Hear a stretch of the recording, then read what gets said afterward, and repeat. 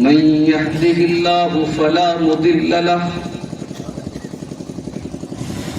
ومن يضلل فلا هادي له وأشهد أن لا إله إلا الله وحده لا شريك له وأشهد أن محمدًا عبده ورسوله يا أيها الذين آمنوا اتقوا الله حق تقاته ولا تموتن إلا وأنتم مسلمون يا أيها الناس اتقوا ربكم الذي خلقكم من نفس واحدة وخلق منها زوجها وبث منهما رجالا كثيرا ونساء واتقوا الله الذي تساءلون به والأرحام إن الله كان عليكم رقيبا يا أيها الذين آمنوا اتقوا الله وقولوا قولا سديدا يصلح لكم أعمالكم ويغفر لكم ذنوبكم ومن يطع الله ورسوله فقد فاز فوزا عظيما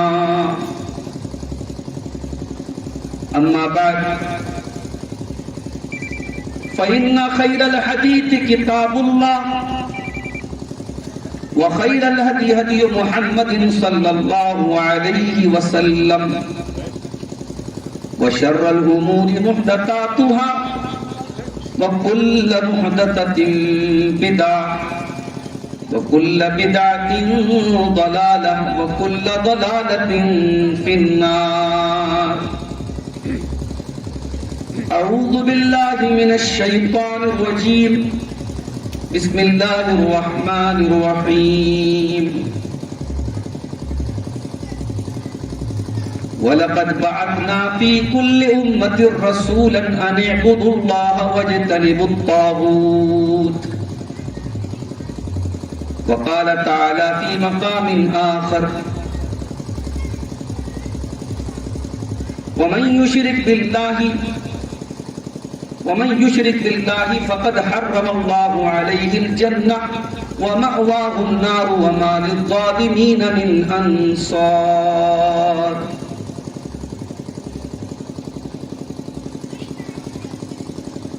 وہ نبیوں میں رحمت لقب پانے والا وہ نبیوں میں رحمت لقب پانے والا مراد غریبوں کی برلانے والا فقیروں کا ملجا یتیموں کا ماوا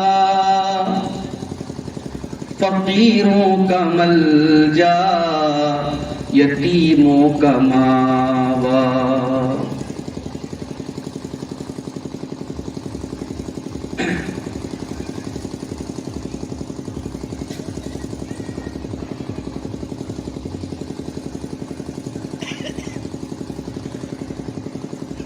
یتیموں کا والی غلاموں کا مولا خطا کار سے در گزر کرنے والا بداندیش کے دل میں گھر کرنے والا مفاسد کو زیر و زبر کرنے والا قبائل کو شیر و شکر کرنے والا مصیبت میں غیروں کے کام آنے والا وہ اپنے پرائے کا غم کھانے والا اتر کر حرا سے سوئے قوم آیا اور ایک نسخے کیمیا ساتھ لایا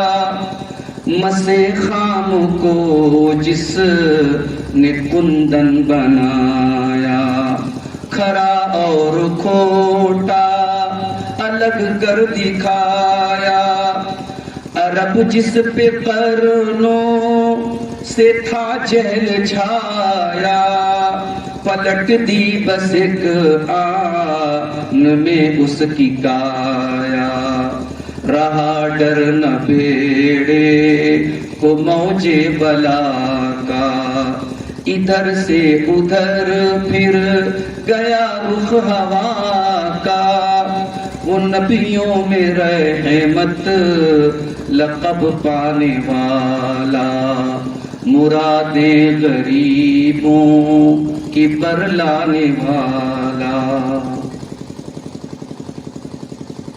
صدر محترم، علماء کرام، محترم بزرگوں، نوجوان ساتھیوں، ماں اور بہنوں، پیارے بچوں، سنت کبیر نگر کے اس گاؤں کڑوا میں یہ تیسرا موقع ہے جب کسی دینی پروگرام میں شامل ہونے کے لیے میں آپ کے سامنے حاضر ہوا۔ میرے عزیز دوست جناب فیصل صدیقی صاحب ابھی امت کی موجودہ حالت اور اس کے اسباب اور اس کے حل کے موضوع پر خطاب کر رہے تھے۔ ہم لوگ جب یہاں پہنچے اچانک ان کے ماموں کے انتقال کی خبر آئی ہے۔ اللہ تعالیٰ ان کی مغفرت فرمائے۔ انا للہ و انا الیہ راجعون۔ اللہم اغفر لہ وارحمہ وعافہ واعف عنہ واکرم نزلہ ووسع مدخلہ۔ اس غمناک خبر کے سننے کے بعد ظاہر ہے وہ ڈسٹرب تھے اور ذہنی کیفیت سمجھی جا سکتی ہے، اس کے باوجود انہوں نے خطاب کیا۔ اللہ ان کو جزائے خیر دے۔ مجھے جو موضوع ملا ہے، سوشل میڈیا پر جو پوسٹر پبلش ہوا ہے، پھیلایا گیا ہے، اس پوسٹر میں بھی آپ نے شاید وہ عنوان دیکھا ہوگا، توحید کے فوائد اور شرک کے نقصان۔ تو پہلے ہم سمجھیں کہ توحید کس کو کہتے ہیں۔ جب توحید کو سمجھیں گے تب تو اس کے فائدوں کو جانیں گے۔ تو موٹی موٹی توحید کا مطلب کیا ہے، ہم قرآن کی 3 الگ الگ جگہوں سے ہم قرآن کے اندر ہم توحید کو سمجھیں۔ تینوں بہت مشہور چیزیں ہیں۔ قرآن کی سب سے پہلی سورت سورۃ الفاتحہ، the beginning of the Quran, the starting of the Quran, فاتحۃ الکتاب، جس کے بغیر کوئی نماز کی کوئی رکعت نہیں ہوتی، نہ امام کی، نہ مقتدی کی، نہ فرض، نہ نفل، نہ تراویح، نہ جنازہ، نہ عیدین، کوئی نماز، لا صلاۃ الا بفاتحۃ الکتاب، بغیر سورہ فاتحہ کے کوئی نماز نہیں ہوتی۔ سورہ فاتحہ کیا ہے؟ دا ایسنس آف دا قرآن، قرآن کا خلاصہ ہے۔ آئیے ذرا سورہ فاتحہ پر غور کریں، توحید کیا ہے سورہ فاتحہ سے سمجھیں۔ علماء کہتے ہیں کہ توحید کی 3 قسمیں ہوتی ہیں۔ موٹی موٹی بات بتا رہا ہوں آپ کو، بہت ڈیپ میں نہیں جاؤں گا۔ علماء کہتے ہیں توحید کی 3 قسمیں ہوتی ہیں۔ توحید ربوبیت، اللہ ہی کو رب ماننا۔ توحید الوہیت، صرف ایک اللہ کی عبادت کرنا۔ توحید اسماء و صفات، اللہ کے جتنے نام آئے ہیں، جتنی صفات آئی ہیں، ان کو اللہ کے لیے تسلیم کرنا، اللہ کے لیے ماننا، ان پر ایمان رکھنا، ان کا نہ تو انکار کرنا، نہ ان کی تحریف کرنا، نہ بندوں سے اس کی مثال دینا۔ یہ توحید کی 3 قسمیں۔ اب ذرا غور کیجئے، سورہ فاتحہ میں یہ تینوں چیزیں موجود ہیں۔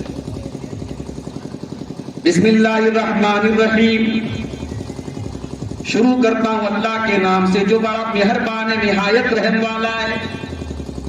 ابھی ہم اس بحث میں نہیں پڑھتے کہ بسم اللہ الرحمن الرحیم یہ سورہ فاتحہ کا ایک پارٹ ہے یا نہیں، لیکن اللہ کے پیارے نبی ہمیشہ پڑھتے تھے نماز میں، اس لیے میں اس سے شروعات کر رہا ہوں۔ الحمدللہ رب العالمین، تمام تعریفیں اس اللہ کے لیے ہیں جو سارے جہانوں کا رب ہے۔ توحید ربوبیت ہے۔ سارے جہانوں، جہان نہیں کہا اللہ نے، عالم نہیں کہا، ورلڈ نہیں کہا، اللہ نے عالم کی بھی جمع استعمال، تمام جہانوں کا رب ہے اللہ۔ اس کائنات میں جہاں جہاں زندگی ہے، جہاں جہاں کوئی بستا ہے، جہاں جہاں کوئی پیدا ہوتا ہے، جہاں جہاں کوئی مرتا ہے، اسے پیدا کرنے والی، اسے مارنے والی، اسے جلانے والی، اسے وجود بخشنے والی کون سی ذات ہے؟ اللہ۔ اور اللہ نے رب کہا۔ رب کس کو بولتے ہیں؟ رب اس کو بولتے ہیں جو آپ کی تمام ضروریات کو پوری کرتا ہے۔ پیدا ہونے کے بعد آپ کو، دنیا میں آنے کے بعد آپ کو غذا کی ضرورت پڑی،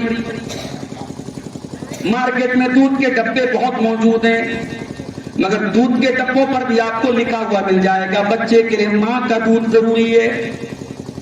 خالق کائنات میں آپ کے پیدا ہونے کے بعد ادھر آپ پیدا ہوئے، ادھر اللہ تعالیٰ نے آپ کی غذا کا انتظام آپ کی ماں کے جسم کے اندر پیدا کر دیا، اور ایسا انتظام کر دیا کہ بچے کو ماں کا دودھ نہ ملے تو بچے کا پوشن صحیح طریقے سے ہو ہی نہیں سکتا ہے، بچہ ہمیشہ اس کی کمی کو محسوس کرے گا۔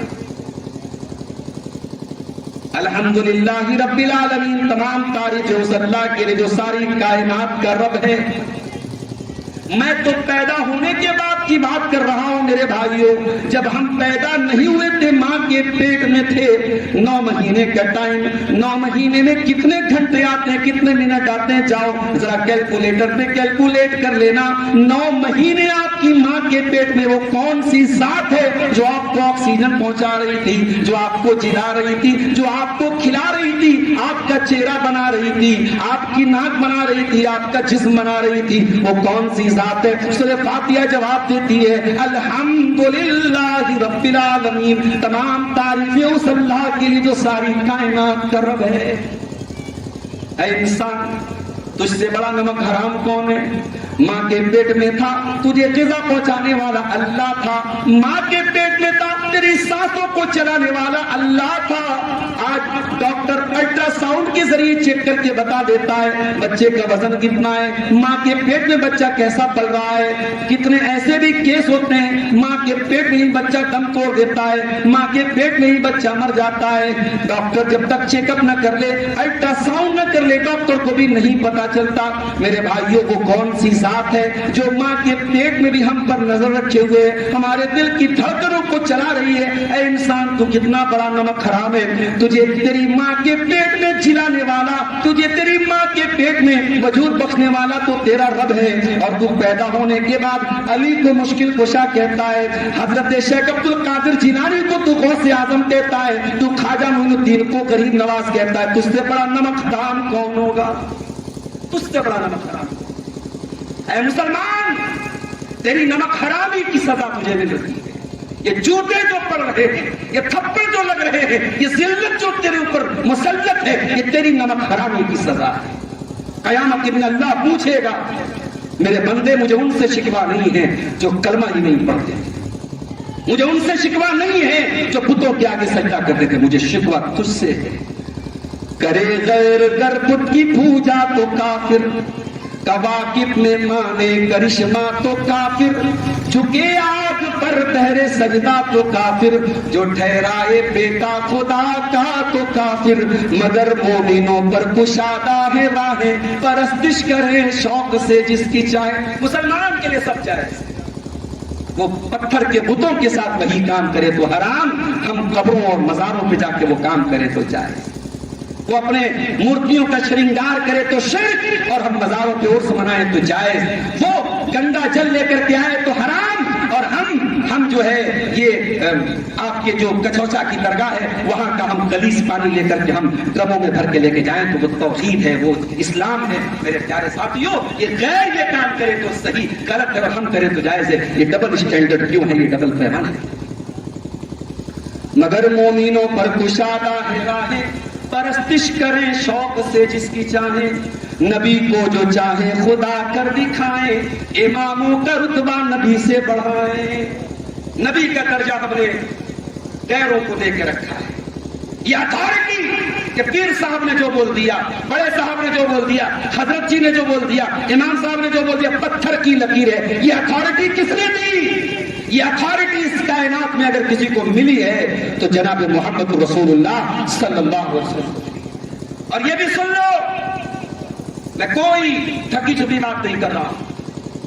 اہل حدیث کا اسٹیج ہے اور اہل حدیث کی دعوت آپ کے سامنے پیش کر رہا ہوں. اہل حدیث اماموں کا جتنا احترام کرتے ہیں کوئی نہیں کرتا. ہم نے تو امام ابو حنیفہ رحمۃ اللہ علیہ کی ان باتوں کو بھی مانا ہے جن باتوں کو دنیا نے نہیں مانا.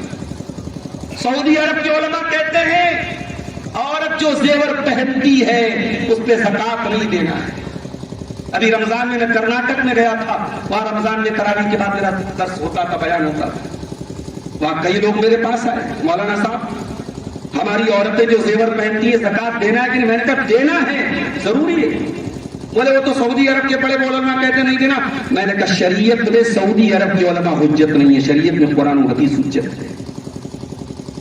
جب قرآن یہ کہہ رہا ہے والذین یکنزون الذهب والفضة ولا ينفقونها في سبيل الله فبشرهم بعذاب أليم. جو لوگ سونا چاندی اکٹھا کرتے ہیں اور اس کی زکات نہیں نکالتے ان کو دردناک عذاب کی بشارت سنا دو. یوم یحمى علیہا فی نار جہنم فتقوی بها جباہہم وجنوبہم وظہورہم. قیامت کے دن ان کے سونے کے زیور سے ان کے پیشانیوں کو داغا جائے گا, ان کے پہلو کو داغا جائے گا, ان کی پیٹھ کو داغا جائے گا اور کہا جائے گا ھذا ما کنزتم لانفسکم فذوقوا ما کنتم تکنزون. یہ ہے تمہارا وہ سونا چاندی جو تم دنیا میں اکٹھا کرتے تھے, لو اس کا مزہ چکھ لو. قرآن کہہ رہا ہے کہ سونے چاندی پر زکات دینا ہے. نبی اکرم کی صحیح حدیثیں موجود ہیں کہ اگر ایک عورت اللہ کے نبی کے پاس آئی, اس کی چھوٹی سی بچی, اس کے ہاتھوں میں سونے کے 2 موٹے موٹے کنگن تھے. اللہ کے پیارے نبی نے پوچھا زکات دیتی ہو؟ اس نے کہا نہیں دیتی ہوں. اللہ کے نبی نے کہا کیا تم چاہتی ہو کہ اس کنگن کی جگہ تمہاری بچی کو آگ کا کنگن پہنایا جائے؟ اس نے کہا نہیں ہے اللہ کے نبی. اس نے کنگن اتارا اور اللہ کے نبی کے پاس رکھ دیا اور کہا کہ جو اس کی زکات بنتی ہے لے لیجئے. میں نے کہا سعودی عرب کے اکثر علماء یہی کہتے ہیں کہ عورت جو زیور پہنتی ہے وہ زکات اس پر فرض نہیں ہے. ان کی دلیل کیا ہے؟ وہ یہ کہتے ہیں صاحب استعمال کی چیز پہ زکات نہیں. آپ کے پاس 50 لاکھ کی کار ہے, زکات نہیں دینا ہے. 1 کروڑ کا مکان ہے, زکات نہیں دینا ہے. 50 لاکھ کی گھڑی آپ پہنے, زکات نہیں دینا ہے. استعمال کی چیزوں پہ زکات نہیں ہے. وہ کہتے ہیں صاحب سونا چاندی عورت بینک میں رکھا ہے, الماری میں رکھا ہے, لاکر میں رکھا ہے, اس کی زکات دینا ہے. جو پہنتی ہے اس پر زکات نہیں دینا ہے. اب سنو اہل حدیث کا فتویٰ سنو. امام ابو حنیفہ رحمۃ اللہ علیہ فرماتے ہیں زکات دینا ہے اور دلیل یہی حدیث پیش کرتے ہیں. ہم امام ابو حنیفہ کے مخالف نہیں ہیں میرے بھائیوں, ہم امام ابو حنیفہ کے خلاف نہیں. جہاں دلیل پکی ہے, جہاں دلیل مضبوط ہے, اہل حدیث کا بندہ, اہل حدیث کا کوئی بھی شخص امام ابو حنیفہ کی مخالفت نہیں کرتا. ہم بڑے احترام کے ساتھ امام ابو حنیفہ کی وہ بات تسلیم کرتے ہیں. میرے پیارے ساتھیوں, ہم نے امام ابو حنیفہ کی اس بات کو بھی تسلیم کیا ہے. انہوں نے کہا تھا کل یؤخذ من قولہ, امام ابو حنیفہ نے کہا تھا کہ اترکوا قولی بخبر الرسول, میری بات کے مقابلے میں اگر رسول کی بات مل جائے تو میری بات کو چھوڑ دینا اور رسول کی بات کو لے لینا. اور امام مالک نے کہا تھا اللہ کے پیارے رسول کی قبر کی طرف اشارہ کر کے کہ وہ لوگوں دنیا میں سارے لوگوں کی بات کو ٹھکرایا جا سکتا ہے, لیا جا سکتا ہے, الا صاحب ھذا القبر, مگر یہ جو رسول کی قبر ہے, اس قبر کے اندر جو ہستی ہے, اس ہستی کی کوئی بات ٹھکرائی نہیں جا سکتی, ریجیکٹ نہیں کی جا سکتی, لوٹائی نہیں جا سکتی. امام شافعی رحمۃ اللہ علیہ نے بھی یہی پیغام دیا تھا کہ خبردار میری تقلید نہ کرنا, اندھے بن کر کے میری باتیں نہ ماننا, میری باتوں کو اگر قرآن و حدیث کے مطابق کو لے لینا. یہی دعوت ہے میرے پیارے ہمارے پیارے ساتھیوں. مولانا الطاف حسین حالی 115 سال پہلے کہہ کے گئے ہیں اماموں کا رتبہ نبی سے بڑھائیں, مزاروں پہ جا جا کے نظریں چڑھائیں, شہیدوں سے جا جا کے مانگے دعائیں, نہ توحید میں کچھ کمی سے آئے نہ اسلام بگڑے نہ ایمان جائے. میرے پیارے ساتھیوں, ہماری نمک حرامی کی سزا ہمیں مل رہی ہے. سورہ فاتحہ کی پہلی آیت ہمیں کہتی ہے تمام تعریفیں اس اللہ کے لیے ہیں جو رب العالمین الرحمن الرحیم, وہ اللہ تعالیٰ بہت زیادہ مہربان, بہت زیادہ رحم کرنے والا ہے.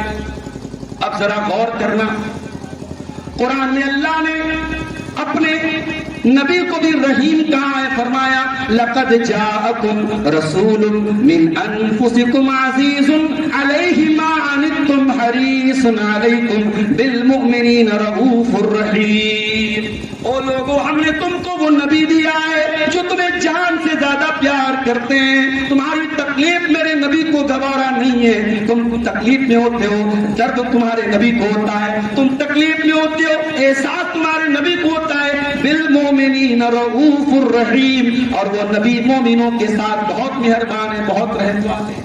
اب ذرا غور کریں، اللہ نے اپنے آپ کو بھی رحیم کہا اور اللہ نے اپنے نبی کو بھی رحیم کہا۔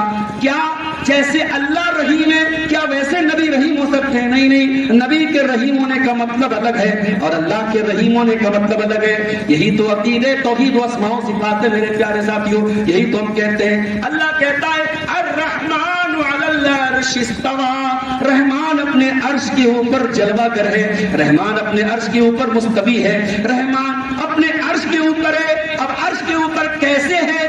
کوئی مثال نہ دے کہ جیسے ہم کرسی پر بیٹھے ہیں ویسے نعوذ باللہ اللہ اپنے عرش پر ہے، نہیں نہیں، یہ قرآن میں آیا، ہم ایمان رکھتے ہیں، مگر اللہ کیسے اپنے عرش پر مستوی ہے اس کی کیفیت ہم کو نہیں۔ قرآن کہتا ہے بل یداہ مبسوطتان، اللہ کے دونوں ہاتھ کھلے ہوئے ہیں۔ اللہ کے ہاتھ کا ذکر بھی قرآن میں ہے، ہم ایمان رکھتے ہیں، مگر اللہ کا ہاتھ کیسا ہے ہم یہ نہیں کہہ سکتے اللہ کا ہاتھ نعوذ باللہ ہمارے ہاتھ کے جیسا ہے، نہیں نہیں، ہم ایمان تو رکھتے ہیں اللہ کا ہاتھ کیسا ہے، جیسا اس کی شان کے لائق ہے، جیسا اس کی ذات کے لائق ہے۔ یہی عقیدہ توحید اسماء و صفات کا ہے اور یہ بھی سورہ فاتحہ کی طرف کو ملتا ہے۔ سورہ فاتحہ پوری توحید سے بھری ہے میرے۔ الرحمن الرحیم، بہت مہربان، بہت رحم والا ہے۔ مالک یوم الدین، حساب کے دن کا مالک ہے، بدلے کے دن کا مالک ہے۔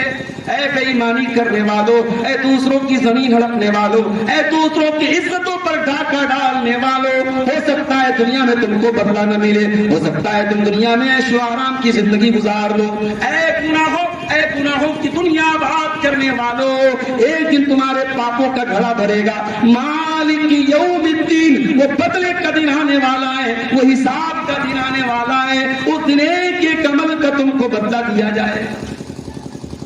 ہمارے نبی کے اوپر آخری آیت کون سی اتری تھی قرآن کی؟ کسی کو معلوم ہے؟ اتنا بڑا مجمع ہے، کوئی بتا سکتا ہے ہمارے نبی پر قرآن کی آخری آیت کون سی؟ کوئی بتا دے۔ اب آپ تقریر سنیں گے نہیں، گاؤں میں جلسہ ہے، چند لوگ آئے ہوئے ہیں، کرسیاں خالی ہیں، کہاں سے دین کی نالج؟ یہ جھومنے سے اور نعرے لگانے سے دین نہیں ملنے والا ہے میرے ساتھ، دین پڑھنے سے اور سیکھنے سے۔ کوئی بنارس سے چل کے آئے، کوئی ٹاٹا سے چل کے آئے، کوئی سنت کبیر نگر سے چل کے آئے، اور آپ اپنے گھر سے نہ ہلے اور جلسے میں آ کر کے نہ بیٹھیں تو میرے بھائیو جبریل علیہ السلام بھی آ کر کے آپ کو دین نہیں سکھایا۔ دین سیکھنے کے لیے آپ کو نکلنا پڑے گا، پیاس لگی ہے تو کنویں کے پاس جانا پڑے گا۔ مجھے افسوس کے ساتھ کہنا پڑتا ہے، ہمارے فیصل بھائی نے تیسری مرتبہ آج اس گاؤں میں مجھے بلوایا ہے اور تیسری مرتبہ میں دیکھ رہا ہوں کہ گاؤں والے دلچسپی نہیں لیتے دلچسپی۔ تینوں مرتبہ میں نے دیکھا کہ بہت کم لوگ سامنے بیٹھے ہیں۔ ایسا نہیں، اتنا چھوٹا گاؤں نہیں، اگر صرف گاؤں کے لوگ آ کے بیٹھ جائیں پورا جلسہ، پوری کرسیاں بھر جائیں گی، مگر کیا ہے صاحب، نہیں، وہ تو اہل حدیث کے عالم آ رہے ہیں، ہم نہیں جائیں گے، ہمارا ایمان خراب ہے۔ جاؤ پوری تقریر سن لینا، ایک ایک لفظ بڑی ذمہ داری کے ساتھ بولتا ہوں، اگر کوئی بات قرآن و حدیث کے خلاف نظر آ جائے اگلی بار میرا گریبان پکڑ لینا، میں معافی مانگنا۔ ہم وہ لوگ نہیں ہیں میرے بھائیوں کہ علل جلول کو بھی پک کے چلے جائیں۔ میرے ساتھیوں، دین کو سیکھو۔ نبی پر قرآن، اللہ کے نبی پر قرآن کی آخری آیت کون سی نازل ہوئی؟ سورہ بقرہ کی آیت نازل، قرآن کے تیسرے پارے کی آیت۔ اس آیت کے نازل ہونے کے بعد اللہ کے نبی صرف 8 دن یا 9 دن زندہ تھے، آپ کا اس کے بعد انتقال ہو گیا۔ کون سی آیت تھی؟ نوٹ کر لیجئے، تیسرے پارے میں آپ کو یہ آیت مل جائے گی۔ آیت کا نمبر مجھے یاد نہیں، موبائل میں دیکھ کے آپ کو بتا سکتا ہوں۔ وَاتَّقُوا يَوْمًا تُرْجَعُونَ فِيهِ إِلَى اللَّهِ، اے میرے بندو اس دن سے ڈرو جس دن تم اللہ کی طرف لوٹائے جاؤ گے۔ ثُمَّ تُوَفَّىٰ كُلُّ نَفْسٍ مَّا كَسَبَتْ وَهُمْ لَا يُظْلَمُونَ، اور قیامت کے دن ہر ایک نفس کو پورا بدلہ دیا جائے گا، ہر انسان کو اس کے عمل کا پورا بدلہ دیا جائے گا۔ وَهُمْ لَا يُظْلَمُونَ، اور کسی کے ساتھ کوئی ظلم نہیں ہوگا۔ اس دن سے ڈرو میرے بھائیوں، اللہ بار بار ہمیں ڈراتا ہے۔ سورہ فاتحہ بھی ہمیں ڈرا رہی ہے، مالک یوم الدین، اے اللہ تو قیامت کے دن کا مالک ہے، تو بدلے کے دن کا مالک ہے۔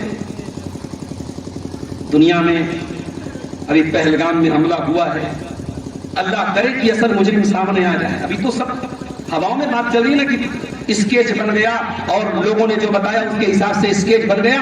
اب یہ سب سوال کوئی پوچھے تو صاحب یہاں تو فٹ سے دیش دروہی قرار دے دیا جاتا ہے کہ بھائی وہ آئے کہاں سے. میں خود کشمیر گیا تو 3 سال پہلے پہلگام کا علاقہ بالکل کونے میں ہے اور وہاں سواریاں بھی نہیں جاتی, اونٹ کے اوپر سوار ہو کر کے لوگ جاتے ہیں. وہاں کیسے پہنچے آتنکوادی اور کیسے ہتھیار لے کر کے پہنچے, وہاں چپے چپے پر فورس رہتی ہے. مگر صاحب سوال مت کیجیے.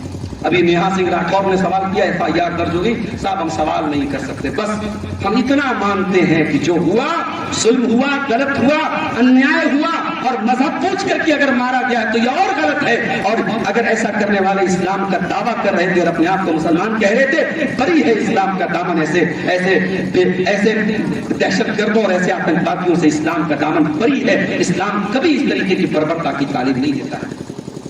لیکن آپ غور کیجئے کہ آج دنیا میں کوئی اپرادھ کر کے نکل سکتا ہے, مگر عدالت میں چارج شیٹ ہوتی ہے, FIR درج ہوتی ہے, عدالت میں ثبوت اکٹھے کیے جاتے ہیں, مگر کہیں نہ کہیں جج سے بھی مسٹیک ہو سکتی ہے, وکیلوں سے بھی مسٹیک ہو سکتی ہے. اپرادھی دنیا کی عدالت میں بچ سکتا ہے, اللہ کی عدالت میں کوئی بچنے والا نہیں ہے میرے پیارے ساتھیوں. وہاں آپ جھوٹے گواہ نہیں لا سکتے, وہاں جھوٹی دلیلیں نہیں لا سکتے. وہاں آپ کا ہاتھ گواہی دے گا, آپ کے کان گواہی دیں گے, آپ کی آنکھیں گواہی دیں گی. قرآن کہتا ہے حتی اذا ما جاؤوها شہید علیہم سمعہم وابصارہم وجلودہم بما کانوا یعملون. قیامت کے دن تمہاری آنکھیں تمہارے خلاف گواہی دیں گی, تمہارے کان تمہارے خلاف گواہی دیں گے, تمہاری چمڑی تمہارے خلاف گواہی دے گی.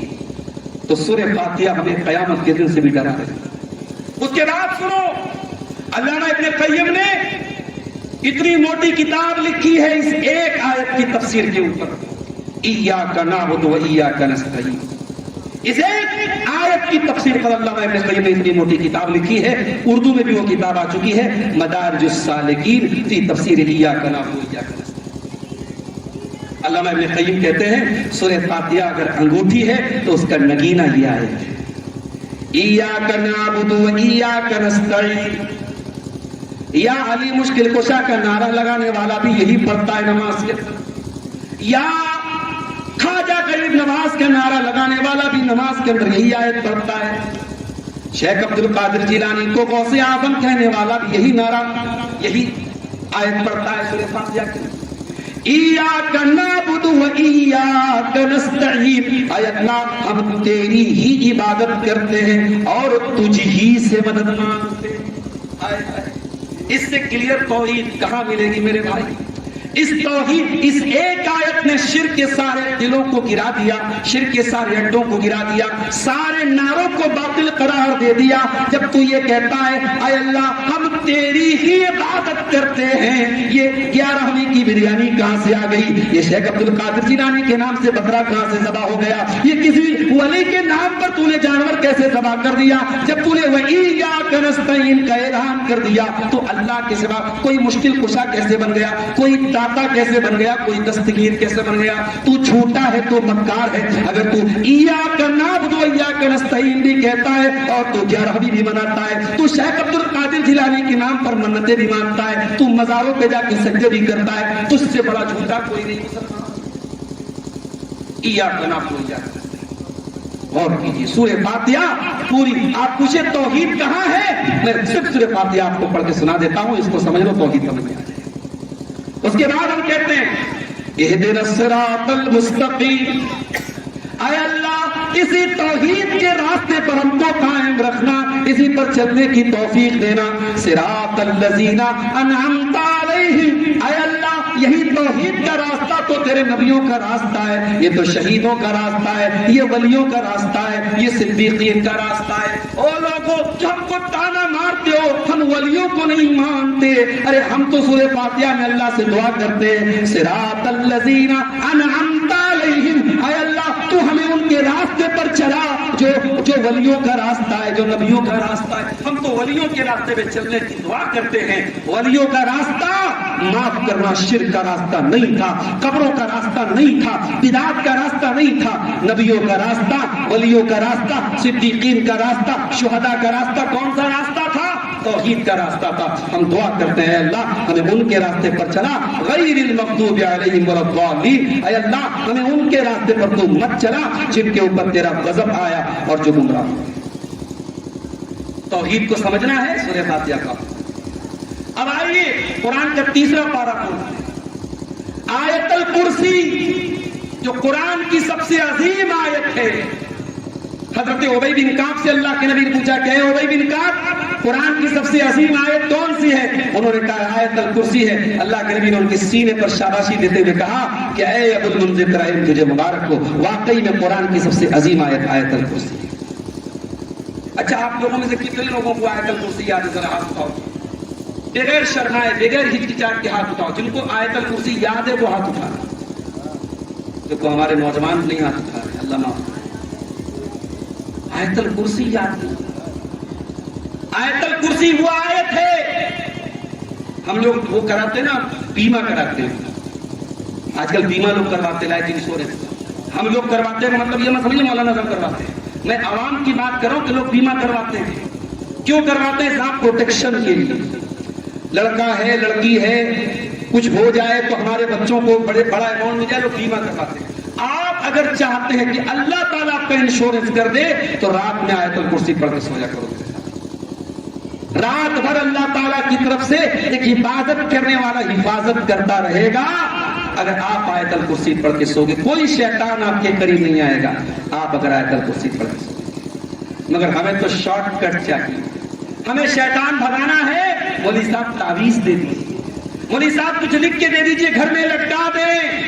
اور مولوی بھی بڑے ہوشیار ہیں, تعویذ بانٹنے والے مولوی. یہ لے جا, اس کو گھول کے پی جا, اس کو گلے میں لٹکا لے, یہ جا کے اپنی زمین پہ گاڑ دے, اپنے گھر میں گاڑ دے. یہ نسخے بتائے جا رہے ہیں. میرے پیارے ساتھیوں, یہ شارٹ کٹ تجھے کس نے بتایا؟ آپ نے نبی سے پوچھ, تیرے نبی نے تجھ کو شیطان پر بھگانے کا طریقہ بتایا. آیت الکرسی پڑھ کے سو جا, کوئی شیطان تیرے قریب. اتنی پاورفل ہے یہ آیت. آؤ ذرا اس آیت پر غور کرتے ہیں. اللہ لا الہ الا ہو, اللہ وہ ہے جس کے سوا کوئی عبادت کے لائق نہیں ہے. الحی, وہ زندہ ہے. اچھا زندہ تو ہم بھی, زندہ ہم بھی ہے, زندہ اللہ بھی ہے. مگر ہماری زندگی اور اللہ کی زندگی میں بہت فرق ہے. اللہ ہمیشہ سے ہے اور ہمیشہ رہے گا, اور ہم اس لیے زندہ ہیں کہ اللہ نے زندگی دی ہے. ہماری زندگی اللہ کی دی ہوئی ہے. اللہ کی زندگی ذاتی زندگی ہے, اللہ کی زندگی کسی کی دی ہوئی نہیں ہے. ہماری زندگی تو خطرے پہ چل رہی ہے. ہم لوگ کار میں سفر کرتے ہیں, کب کون سا ایکسیڈنٹ ہو جائے نہیں معلوم. ٹرین میں جا رہے کب کون سے حادثہ ہو جائے, پلین میں جا رہے کب کیا ہو جائے نہیں معلوم. ابھی ہمارے ایک دوست آئے ہیں وہاں مسڑا سے, امبیڈکر نگر سے, ٹاٹا سے. ان کے یہاں ایک ایکسیڈنٹ ہو گیا رمضان میں. ڈرائیور نے گاڑی کی بریک دبانے کے بجائے ایکسیلیٹر دبا دیا, گاڑی ان کے بچے کے پیر پہ چڑھ گئی تو بچے کا ایکسیڈنٹ ہو گیا. کب کون سا ایکسیڈنٹ ہو جائے ہم نہیں جانتے. ہماری تو زندگی خطرے میں چلتی ہے, ہمیں تو معلوم بھی نہیں کہ ہم کب مر جائیں گے. اللہ کی زندگی ایسی نہیں ہے میرے پیارے. الحی, اللہ زندہ ہے. القیوم, اور اللہ قیوم ہے. ساری کائنات اسی کے دم سے قائم ہے. جس دن اس کا حکم ہوگا, اسرافیل علیہ السلام سور پھونکیں گے, زمین فنا ہو جائے گی, آسمان فنا ہو جائیں گی, ساری کائنات فنا ہو جائے گی. الحی القیوم, زندہ ہے, ساری کائنات کو قائم رکھنے والا ہے. لا تأخذہ سنۃ ولا نوم, اس کو کبھی اونگ نہیں آتی, اس کو کبھی نیند نہیں آتی. تبلیغی نصاب میں فضائل اعمال میں یہ واقعہ لکھا ہوا ہے. امام ابو حنیفہ رحمۃ اللہ علیہ 40 سال تک عشاء کے وضو سے فجر کی نماز پڑھتے رہے. سننے والا سن رہا ہے, بیان کرنے والا بیان کر رہا ہے, کوئی پلٹ کر کے پوچھنے والا نہیں. امام ابو حنیفہ رحمۃ اللہ علیہ بھی تو انسان تھے. 40 سال تک کیا وہ کبھی رات میں سوئے نہیں؟ 40 سال تک کیا کبھی ان کو پیشاب و پاخانہ کی عادت نہیں پیدا ہوئی؟ میرے پیارے ساتھیوں, بزرگوں کا مقام بڑھانے کے چکر میں ہم کبھی کبھی اتنی گڑبڑ کر دیتے کہ مقام کو گرا ڈالتے ہیں. یہ مقام صرف اللہ کا ہے. لا تأخذہ سنۃ ولا نوم, اس کو کبھی اونگ نہیں آتی, اس کو کبھی نیند نہیں آتی, وہ کبھی تھکتا نہیں, اس کو کبھی آرام کی کوئی ضرورت نہیں ہے. کبھی کبھی میرے ساتھ ایسا ہوتا ہے، سدھارتھ نگر کے علاقے میں، سنت کبیر نگر کے علاقے میں، بستی کے علاقے میں رات میں پروگرام کیا، رات میں کار سے آیا، پروگرام کیا، 12 بجے رات میں چلا، صبح 6 بجے 7 بجے بنارس پہنچا، ڈائریکٹ مدرسے میں پہنچا، اب بچوں کو پڑھانا دیا، اب رات بھر کا آدمی جگا ہوا ہے، اپنی نیند کو کنٹرول کر کے کیسے کیسے دوپہر 1 بجے تک پڑھایا بچوں کو، اس کے بعد گھر آ کر کے بے حال ہو کر کے سونا پڑتا ہے۔ ہمیں نیند کی ضرورت ہے، 2-4 دن ہمیں نیند نہ ملے، ہم اپنا دماغ کا کنٹرول کھو دیں گے، اپنا ہوش و حواس کھو دیں گے۔ ہم انسان ہیں، ہم مجبور ہیں، ہم کمزور ہیں۔ اللہ کمزوری سے پاک ہے، اللہ عیب سے پاک ہے، اس کو اونگ نہیں آتی، اس کو نیند نہیں آتی۔ لا تأخذه سنة ولا نوم له ما في السماوات وما في الأرض۔ آسمانوں میں جو کچھ ہے اللہ کا ہے، زمین میں جو کچھ ہے اللہ کا ہے، سارا اختیار اللہ کا ہے۔ تم نے یہ مقام کسی اور کو دے دیا تو اللہ کی اس سے بڑھ کے توہین کیا ہو؟ اللہ کے پلے میں وحدت کے سوا کیا ہے؟ لینا ہے ہمیں جو کچھ لے لیں گے محمد سے، یہ اللہ کی توہین نہیں، یہ اللہ کی توہین نہیں ہے۔ یہاں تک کہا گیا کہ وہی جو مستوی عرش تھا خدا ہو کر اتر پڑا مدینے میں مصطفیٰ ہو کر، یہ اللہ کی توہین نہیں۔ حاجیوں کعبہ تو دیکھ آئے، آؤ کعبے کا کعبہ دیکھ لو، یہ اللہ کی توہین نہیں ہے میرے بھائیوں۔ کبھی نام کے نام پہ، کبھی بزرگوں کی منقبت کے نام پہ، کبھی ولیوں کے مقام کے نام پہ مسلمان کتنی بار اللہ کی توہین کرتا ہے۔ لہو ما فی السماوات و ما فی الارض، آسمانوں میں جو کچھ ہے اللہ کا ہے، زمین میں جو کچھ ہے اللہ کا ہے۔ من ذا الذی یشفع عنده الا باذنہ، کون ہے جو اللہ کے پاس کسی کی سفارش کر سکے اللہ کے حکم کے بغیر، اللہ کی اجازت کے بغیر؟ کون ہے جو اللہ کی بارگاہ میں بات کر سکے؟ یہاں تو کہا جاتا ہے فلاں پیر صاحب نے ایک طرف سلام پھیرا، اتنے لاکھ لوگ مسلمان ہو گئے، ایک طرف سلام پھیرا، اتنے لاکھ لوگ مسلمان ہو گئے۔ ایسے تو پیر موجود ہے دنیا میں، اتنے بڑے بڑے پیر ہیں کہ کہتے ہیں کہ صاحب ان کے مرید کو منکر نکیر عذاب دینے کی بات کرتا ہے تو منکر نکیر کو خالی اتنا بول دیتے ہیں ہم فلانے کے مرید ہیں، اب منکر نکیر ڈر جاتے ہیں کہ اس کو ٹچ نہیں کرنا۔ یعنی قبر میں بھی آپ کی اپنی منمانی چل رہی ہے، قیامت کے دن بھی آپ کی منمانی چلے گی۔ اور میرا رب کیا کہہ رہا ہے؟ من ذا الذی یشفع عنده الا باذنہ۔ تم نے اللہ کو مذاق بنا کے رکھا ہے؟ ارے کون ہے جو اللہ کی بارگاہ میں بات کر سکے؟ لا یتکلمون الا من اذن له الرحمن، اللہ کی بارگاہ میں کسی کو بات کرنے کی اجازت نہیں۔ ہمارے نبی بھی کب بات کریں گے؟ جب ہمارے نبی کو اللہ تعالیٰ اجازت دے گا، اور ہمارے نبی پہلے اللہ کے عرش کے آگے سجدے میں گریں گے اور اللہ کی ایسی تعریف کریں گے کہ ویسی تعریف کبھی کسی نے نہیں کی ہوگی۔ تب اللہ تعالیٰ اجازت دے گا، یا محمد ارفع راسک سل توتا اشفع تشفع، اے محمد صلی اللہ علیہ وسلم، اے میرے حبیب سر اٹھائیے، آپ مانگیے آپ کو دیا جائے گا، آپ شفاعت کیجیے آپ کی شفاعت قبول کی جائے گی۔ تو اللہ کی اجازت کے بغیر کوئی قیامت کے دن اللہ کی بارگاہ میں بات نہیں کرتا۔ من ذا الذی یشفع عنده الا باذنہ یعلم ما بین ایدیہم وما خلفہم، اللہ اپنے بندوں کے آگے کی باتوں کو بھی جانتا ہے اور پیچھے کی باتوں کو بھی جانتا ہے، وہ پاسٹ بھی جانتا ہے، وہ فیوچر بھی جانتا ہے، وہ بھوشیہ بھی جانتا ہے، وہ پیچھے کی باتوں کو بھی جانتا ہے۔ یعلم ما بین ایدیہم وما خلفہم ولا یحیطون بشیء من علمہ الا بما شاء، اور بندے اللہ کے بارے میں اتنا ہی جانتے جتنا اللہ نے بتایا ہے، جتنا اللہ چاہتا ہے بندے اتنا ہی جانتے ہیں۔ وسع کرسیہ السماوات والارض، اور اللہ کی کرسی زمین و آسمان کو گھیرے ہوئے ہے۔ اللہ کی کرسی، اب کرسی کے اوپر کرسی سے بڑا عرش ہے، اب سوچو کرسی کا مقام یہ ہے کہ کرسی زمین و آسمان کو گھیرے ہوئے ہے، تو کرسی کتنی بڑی ہوگی، کرسی سے عرش کتنا بڑا ہوگا، ہم تصور نہیں کر سکتے، ہمارے تصور کے بھی باہر کی چیز ہے میرے پیارے ساتھیوں۔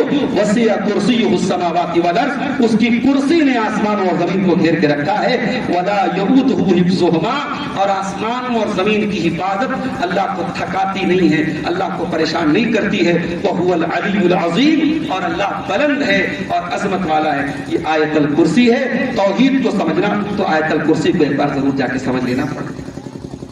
سورہ فاتحہ ہو گئی، آیت الکرسی، اچھا آیت الکرسی کے بعد والی آیت دوسرا اس کو بھی دیکھیے گا. فَمَن يَكْفُرْ بِالطَّاغُوتِ وَيُؤْمِن بِاللَّهِ فَقَدِ اسْتَمْسَكَ بِالْعُرْوَةِ الْوُثْقَىٰ. جو طاغوت کا انکار کرے اور اللہ کے اوپر ایمان لائے اسی نے مضبوط کڑے کو پکڑ لیا.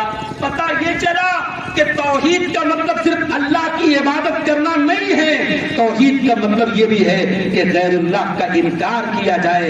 توحید کا مطلب یہ ہے آپ اللہ کی عبادت کے اقرار کے ساتھ ساتھ یہ بھی اقرار کریں کہ غیر اللہ کوئی بھی عبادت کے لائق نہیں ہے. نہ کوئی ولی ہے، نہ کوئی نبی ہے، نہ کوئی پیر ہے، نہ حجر ہے، نہ شجر ہے. جب تک آپ غیر اللہ کا انکار نہ کریں تب تک آپ کی توحید مکمل نہیں ہو سکتی.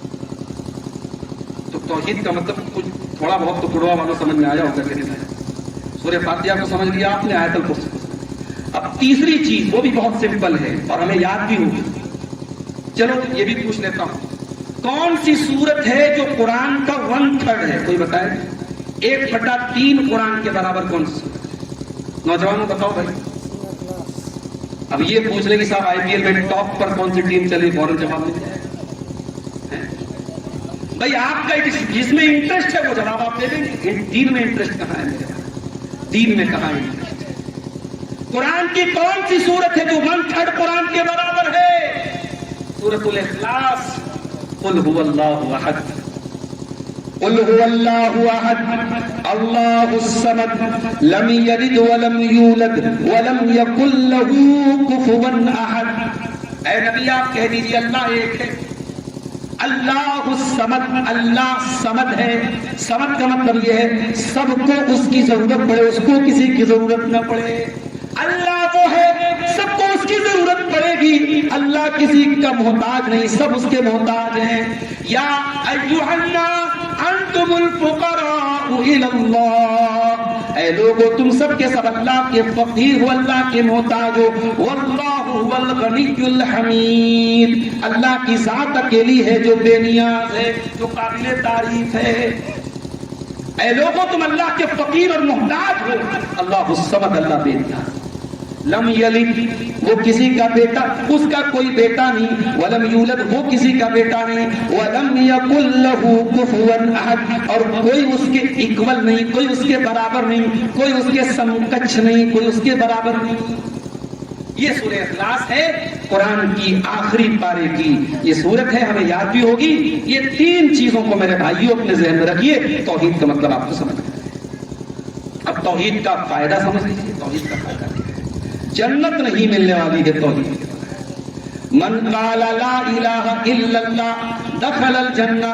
اللہ کے نبی نے فرمایا جو لا الہ الا اللہ پڑھے گا، کلمہ توحید پڑھے گا، جو توحید پر قائم رہے گا وہ جنت میں داخل ہوگا، وہی جنت میں جائے گا. اس کلمے کے بغیر آپ جنت میں نہیں جا سکتے.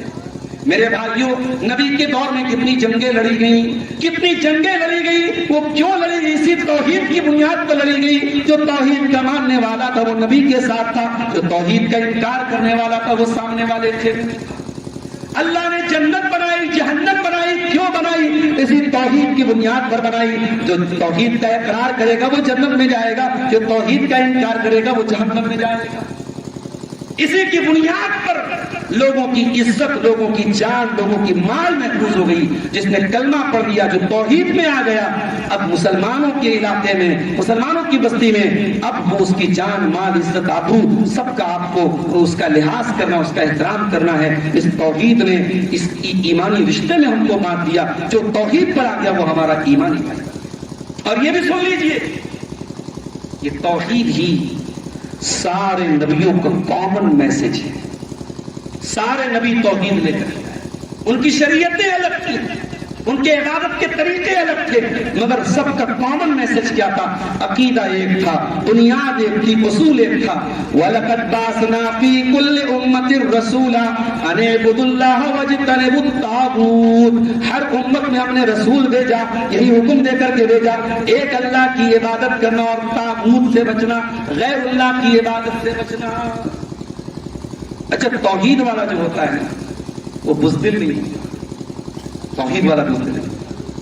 توحید اپنا لو، بزدلی کی چادر آٹومیٹک ہٹ جائے.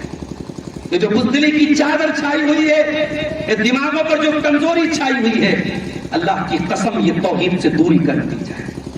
میرے نبی کے صحابہ سے بڑا بہادر کون تھا؟ الذین قال لهم الناس ان الناس قد جمعوا لكم فاخشوهم فزادهم ایمانا۔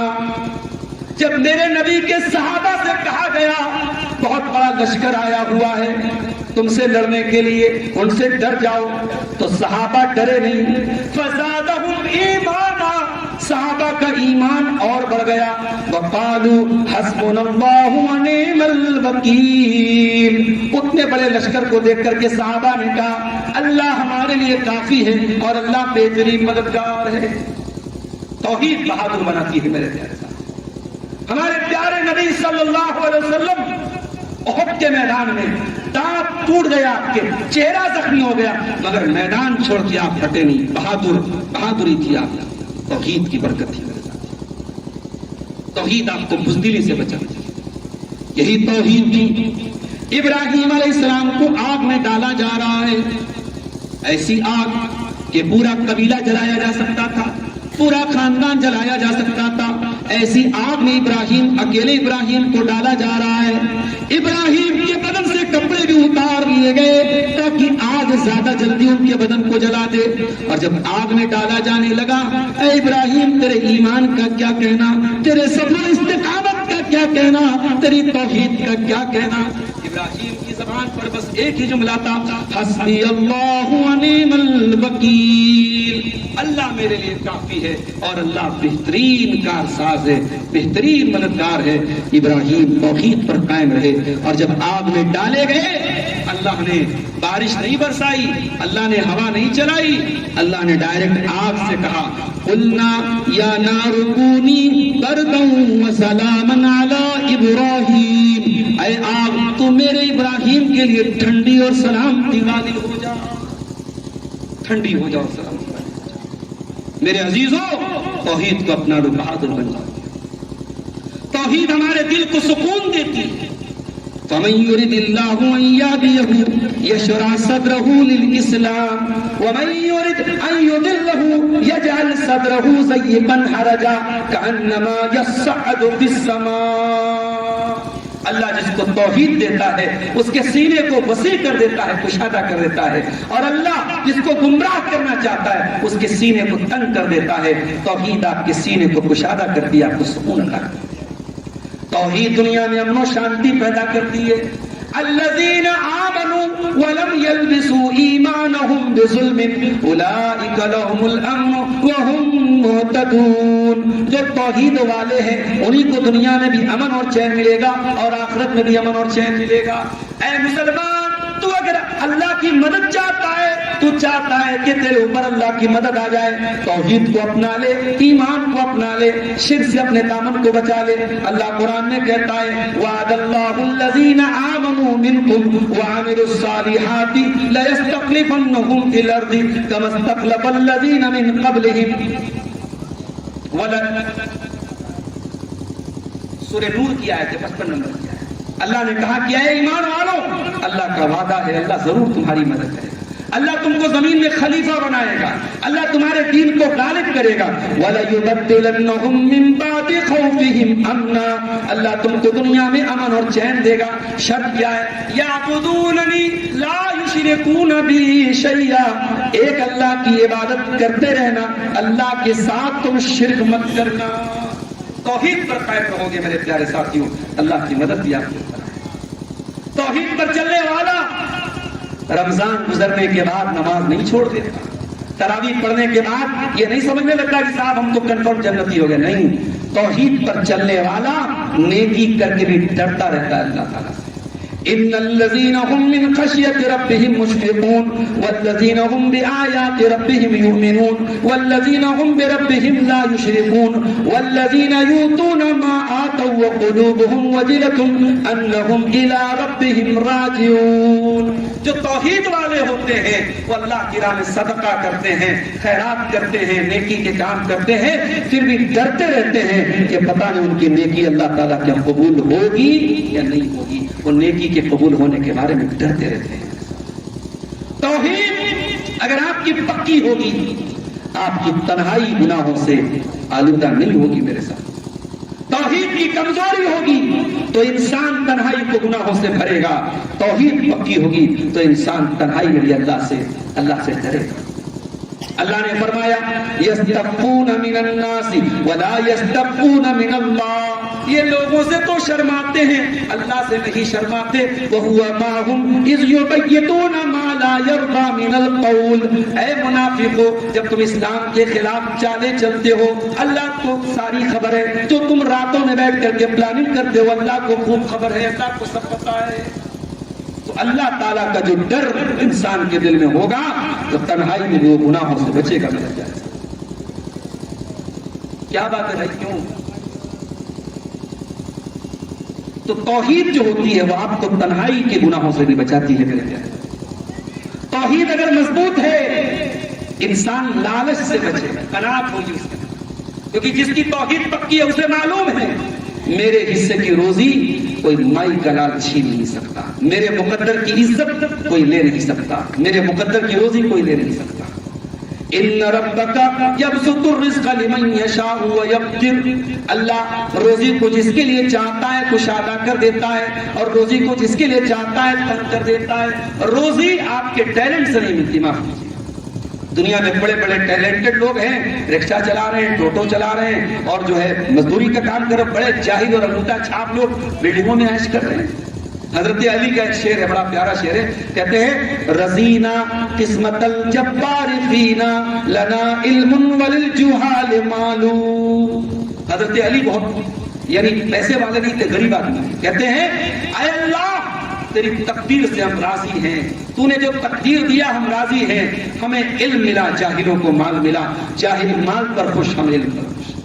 تو آپ کے مقدر میں جتنا مال ہے وہ تو ملے گا. اس لیے جو توحید والا ہوگا وہ حسد نہیں کرے گا, وہ جلن نہیں کرے گا, وہ کسی دوسرے کی دولت دیکھ کر کوڑے گا نہیں, جلے گا نہیں, مرے گا نہیں. وہ یہ عقیدہ رکھے گا کہ نہیں صاحب میرے مقدر کی جو روزی ہے وہ مجھ کو ملے گا. توحید والا استقامت والا رہے گا, دین پر ڈٹا رہے گا. یہ ہماری مسلمان لڑکیاں غیروں کے ساتھ بھاگ رہی ہیں, نیوز آتی ہے, اخبار میں آتا ہے, کوئی نشاط بانو نشا سنگھ بن گئی, کوئی مسلمان عائشہ نام کی لڑکی پوجا بن گئی. خبریں آتی ہیں میڈیا کی. میڈیا والے تو مسئلہ تلاش کرتے ہیں, ان کو ایسی خبریں اچھی لگتی ہیں. مگر یاد رکھیں توحید اگر پکی ہو تو کوئی مسلمان لڑکی کبھی اسلام کا دامن چھوڑ نہیں سکتی. مر جائے گی, کٹ جائے گی, مگر ایمان نہیں چھوڑے گی, اسلام نہیں چھوڑے گی. حضرت سمیہ کو دیکھو, اسلام کی راہ میں پہلا خون بہانے والی خاتون حضرت سمیہ ہے. جوان بیٹے کے سامنے ان کے بدن کا کپڑا اتار دیا. عمار کی ماں ہے, یہ حضرت عمار کی ماں ہے, یاسر کی بیوی ہے سمیہ بنت خیاط. کپڑا اتار دیا گیا جوان بیٹے کے سامنے بوڑھی ماں کا, اور ابو جہل نے کہا کہ اے سمیہ محمد کے دین کا انکار کر دے, ہم تجھے تکلیف دینا بند کر دیں گے. سمیہ اپنی توحید سے پیچھے نہیں ہٹی, اپنے نبی کے ایمان سے پیچھے نہیں ہٹی, جان دے دی. بڑی بے دردی سے ابو جہل نے شہید کر دیا, سمیہ نے جان دے دی, مگر توحید سے سمجھوتا نہیں کیا. اسی لیے اللہ قرآن میں کہتا ہے ان الذین قالوا ربنا اللہ ثم استقاموا تتنزل علیہم الملائکہ الا تخافوا ولا تحزنوا وابشروا بالجنۃ التي کنتم توعدون. میرے وہ بندے جو ایمان لائے اور ایمان لانے کے بعد جم گئے, ڈٹ گئے, ان کے مرنے کے بعد فرشتے آتے ہیں اور کہتے تم گھبراؤ نہیں, تم ڈرو نہیں, ہم تمہارے ساتھ, ہم تمہاری مدد کریں گے. ایمان اور توحید اگر پکا ہو میرے بھائیوں تو استقامت لگا. یہ ہماری تقریر کا ایک پوائنٹ تھا. اب آئیے تقریر کے دوسرے پوائنٹ کی طرف ہم بڑھتے ہیں. شرک کے نقصانات کیا ہیں؟ توحید کا اپوزٹ شرک ہے. توحید کا مطلب صرف ایک اللہ کی عبادت کرنا, شرک کا مطلب اللہ کی عبادت میں ملاوٹ کرنا. توحید کا مطلب اللہ ہی کو رب ماننا, شرک کا مطلب اللہ کے رب ربوبیت میں کسی اور کو بھی پارٹنر ماننا, کسی اور کو بھی شریک ماننا. شرک کا نقصان کیا ہے؟ شرک کا سب سے بڑا نقصان یہی ہے میرے پیارے ساتھیوں کہ شرک کرنے والا اگر مر گیا اسی حال میں تو اس کی مغفرت امپاسبل ہے, ناممکن. मुशरिक की मग़फ़िरत अल्लाह के अंदर। अल्लाह ने यकीन के साथ, अल्लाह ताला कुरान में अगर कोई बात बोलते तो वो पत्थर की लकीर है। इन्नल्लाह ला यग़फ़िरु अन युशरक बिही व यग़फ़िरु मा दून ज़ालिका लिमन यशा। अल्लाह ताला मुशरिक की मग़फ़िरत नहीं करेगा। मुशरिक के लिए जन्नत हराम है। वमन युशरिक बिल्लाहि फक़द हर्रम अल्लाहु अलैहिल जन्नह व मअवाहुन नार व मा लिज़्ज़ालिमीन मिन अंसार। जो शिर्क करेगा उसके ऊपर जन्नत हराम है, उसका ठिकाना जहन्नम और हमेशा वो जहन्नम में रहेगा। मुशरिक, उसकी कोई नेकी अल्लाह के यहाँ कबूल नहीं। हल अताका हदीसुल गाशिया वजूहुन यौमइज़िन खाशिया आमिलतुन नासिबा। क़यामत के दिन कुछ लोग आएंगे, बहुत अमल करके आएंगे, बहुत नमाज पढ़ के आएंगे, बहुत नेकी करके आएंगे, नेकी करके थक गए होंगे। तस्ला नारन हामिया, मगर वो जहन्नम की आग में जाएंगे। क्यों? उनके पास तौहीद नहीं होगी, वो शिर्क के गुनाहों में गिरफ्तार होंगे। और कान खोल करके सुन लो, मुशरिक के लिए इससे बढ़ के तकलीफ की बात क्या हो? जो शिर्क की हालत में मर गया उसकी मग़फ़िरत भी नहीं होगी और हम उसके लिए मग़फ़िरत की दुआ भी नहीं कर सकते। दुआ नहीं कर सकते। इब्राहीम अलैहिस्सलाम अल्लाह के खलील हैं, अल्लाह के नबी हैं, अल्लाह के रसूल हैं। उनका बाप मुशरिक था। बाप के लिए उन्होंने वादा किया था कि ऐ अब्बा जान, मैं अल्लाह ताला से आपकी मग़फ़िरत की दुआ करूंगा। मगर जब अल्लाह ताला ने मना कर दिया तो कुरान कहता है वमा कान इस्तिग़फ़ारु इब्राहीम लिअबीहि इल्ला अन मौइदतिन वअदहा इय्या। ऐ मेरे बंदो, इब्राहिम ने अपने बाप के लिए जो मग़फ़िरत की दुआ की थी, उन्होंने बस एक वादा अपने बाप से किया था, उस वादे को निभा रहे थे। फलम्मा तबय्यन लहू अन्नहु अदुव्वुन लिल्लाहि तबर्रअ मिन्हु इन्न इब्राहीम लअव्वाहुन हलीम। जब क्लियर हो गया कि मेरा बाप मुशरिक है, अल्लाह का दुश्मन है, इब्राहिम ने रुजू कर लिया और बरात का इजहार कर लिया। पता ये चला कि सगा बाप भी अगर शिर्क की हालत में मर जाए, बेटा अपने बाप के लिए मग़फ़िरत की दुआ नहीं कर सकता, बेटा अपनी माँ के लिए मग़फ़िरत की दुआ नहीं कर सकता। हमारे एक दोस्त है मुंबई में, गैर मुस्लिम से इस्लाम उन्होंने कबूल किया। रहने वाले वो बनारस के आसपास के चंदौली जिला के, लेकिन मुंबई में एक जमाने से रहते हैं। इस्लाम कबूल कर लिया। माँ बाप इस्लाम नहीं लाए, बाप तो बहुत पहले मर चुके थे, माँ जो है अभी जिंदा है। कभी कभी मिलते हैं तो बातचीत होती है तो मैं पूछता हूँ कि क्या हुआ। माँ ने इस्लाम कबूल किया, बड़े दर्द के साथ कहते हैं कि नहीं शेख साहब, माँ ने इस्लाम कबूल नहीं किया। ये दर्द क्यों है? ये दर्द इसलिए है कि अगर माँ उसी हालत में मर गई, शिर्क की हालत में, तो दुआ में कभी हाथ उठा के ये भी नहीं कह सकते कि ऐ अल्लाह मेरे माँ बाप पर रहम कर। ऐ मुसलमान, तेरी माँ अगर तौहीद पर है, तेरा बाप अगर तौहीद पर है, तो तू खुश नसीब है। तू दुआ कर सकता है रब्बिरहमहुमा कमा रब्बयानी सगीरा, परवरदिगार मेरे माँ बाप पर रहम फरमा। अगर माँ का इंतकाल शिर्क की हालत में हो गया, बाप का इंतकाल शिर्क की हालत में हो गया, तो तू अपने माँ बाप के लिए दुआ भी नहीं कर सकता, तुझे ये दुआ करने की इजाजत भी नहीं है। इससे बड़ा शिर्क का नुकसान क्या होगा, इससे बड़ी शिर्क की नहूसत क्या होगी। तौहीद वाले की नेकी सेफ है। तौहीद वाला जो नेकी करके जाएगा अल्लाह के यहाँ सवाब मिलेगा। शिर्क करने वाला जो नेकी लेके जाएगा उसकी नेकी अल्लाह के कबूल नहीं।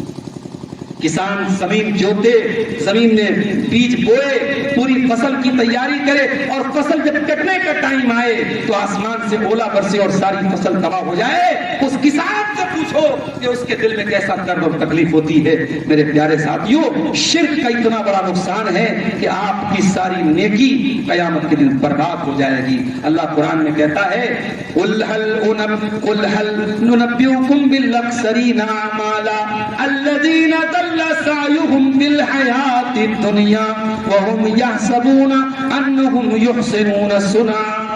ऐ नबी आप ऐलान कर दीजिए कि ऐ लोगों, सबसे ज्यादा खसारे वाले, सबसे ज्यादा नुकसान उठाने वाले वो लोग हैं जो दुनिया में नेकी करके जाएंगे, कयामत के दिन उनकी नेकी का कोई सवाब उनको नहीं मिलेगा, उनकी नेकी बर्बाद हो जाएगी। ये कौन लोग होंगे? اولئک الذین کفروا بآیات ربہم، یہ وہ لوگ ہوں گے جو اپنے رب کی آیتوں کا انکار کریں گے، جو شرک کی حالت میں مریں گے، ان کی نیکی اللہ کرے۔ اور یہ بھی یاد رکھو، شرک کرنے والے کو نبی کی شفاعت نصیب نہیں ہوتی۔ سرکار کا دامن تھامنے کا دعویٰ کرنے سے سرکار کا دامن ملنے والا نہیں ہے، سرکار کا دامن کسی مشرک کو نصیب نہیں ہوگا۔ اس لیے میرے بھائیوں، شرک کی تمام قسموں سے بچاؤ اپنے آپ کو رکھنے کا۔ یہ گلے میں تعویذ لٹکانا یہ بھی شرک ہے۔ بعض علماء نے قرآن کی آیتوں والے تعویذ کی اجازت دی ہے، مگر دلیل کے اعتبار سے وہ بات مضبوط نہیں ہے، صحیح نہیں ہے۔ تعویذ چاہے قرآن کی آیتیں لکھی ہو، چاہے گنتیاں لکھی ہو، تعویذ تعویذ ہے۔ نبی کی حدیث عام ہے، من علق تمیمۃ فقد اشرک، اس نے تعویذ لٹکایا اس نے شرک کیا، اس لیے تعویذ کی اجازت نہیں ہے۔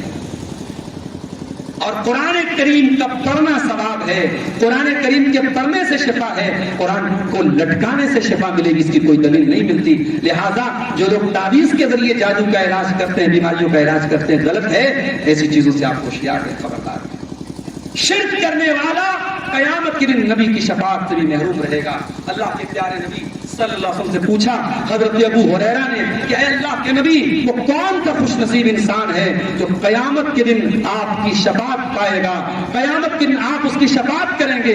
اللہ کے نبی نے فرمایا اے ابو ہریرہ، مجھے یقین تھا سب سے پہلے یہ سوال تم ہی کرو گے، کیونکہ تمہارے اندر حدیث کو سیکھنے کی تڑپ پائی جائے۔ اے قربا والو، جانا ذرا اپنے گریبان میں جھانک کے پوچھنا اپنے دل سے کہ تیرے دل میں نبی کی حدیث کی کتنی محبت ہے، تیرے گھر میں کون سی کتابیں رکھی ہیں؟ کبھی تو نے حدیث کی کوئی کتاب لا کے اپنے گھر میں رکھی؟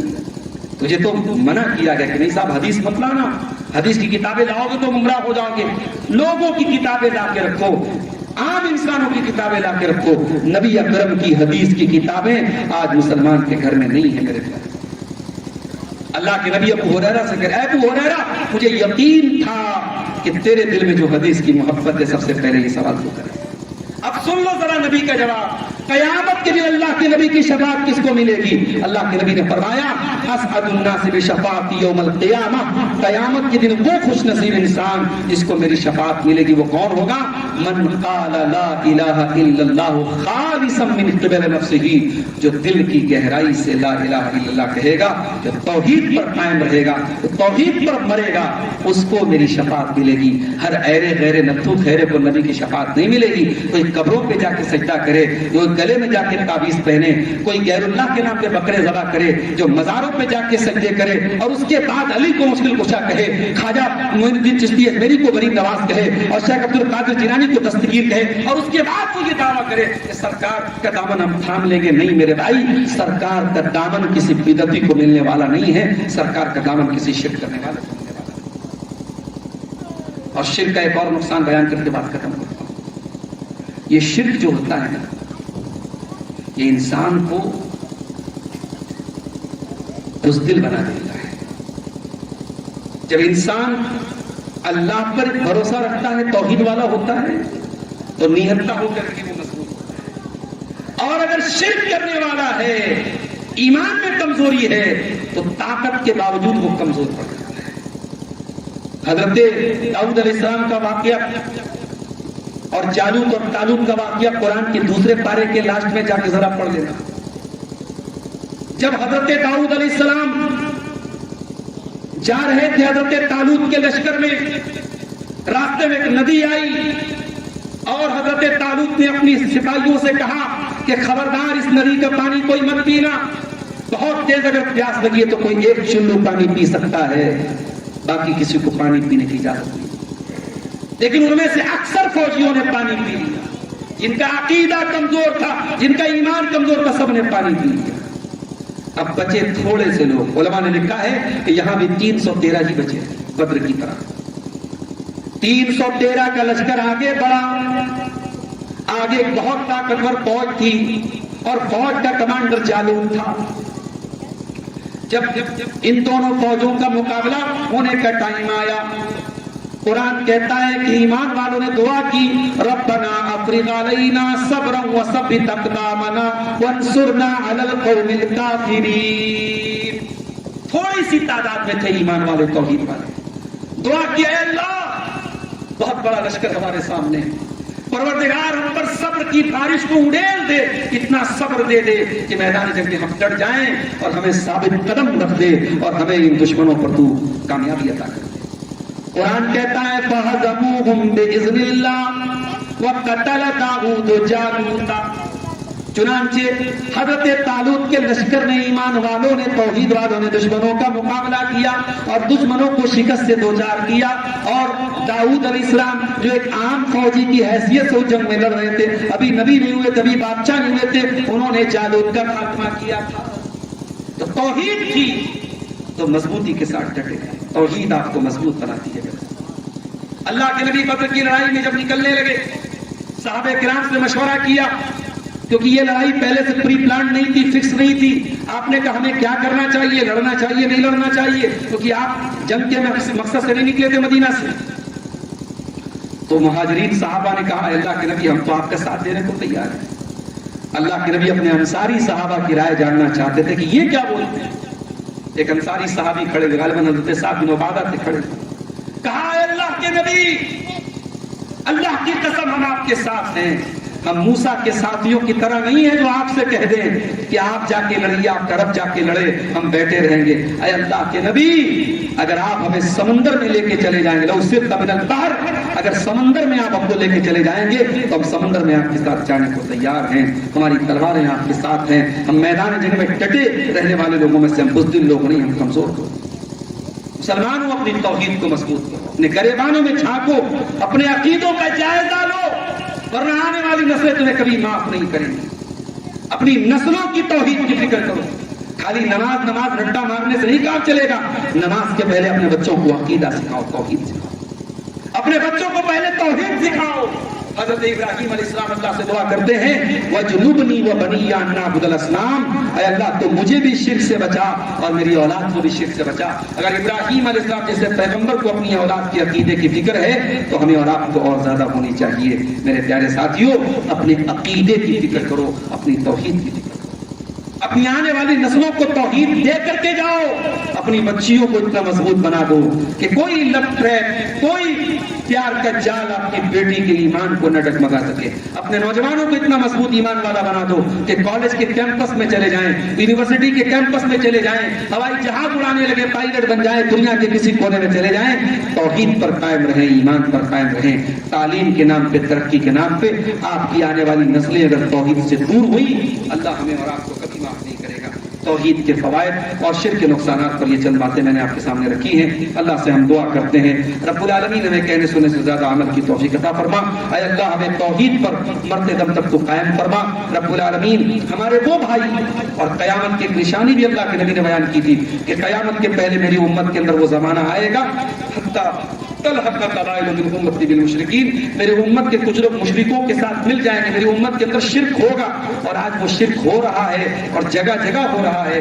اللہ سے دعا کرو اللہ تعالی ہماری امت مسلمہ کو, ہمارے بھائیوں کو, ہماری بہنوں کو اللہ تعالی شرک کی تمام قسموں سے بچنے کی توفیق عطا فرمائے, اور ایاک نعبد و ایاک نستعین پر صحیح طریقے سے آنے کی اللہ تعالی توفیق عطا فرمائے. اللہ جب تک دنیا میں زندہ رکھے, اسلام پر زندہ رکھے, اور ہم سب کا خاتمہ ایمان پر ہو. اور ربنا تقبل منا انك انت السميع العليم وتب علينا انك انت التواب الرحيم. وصلى الله تعالى على نبينا محمد وعلى اله وصحبه اجمعين. والسلام عليكم ورحمة الله.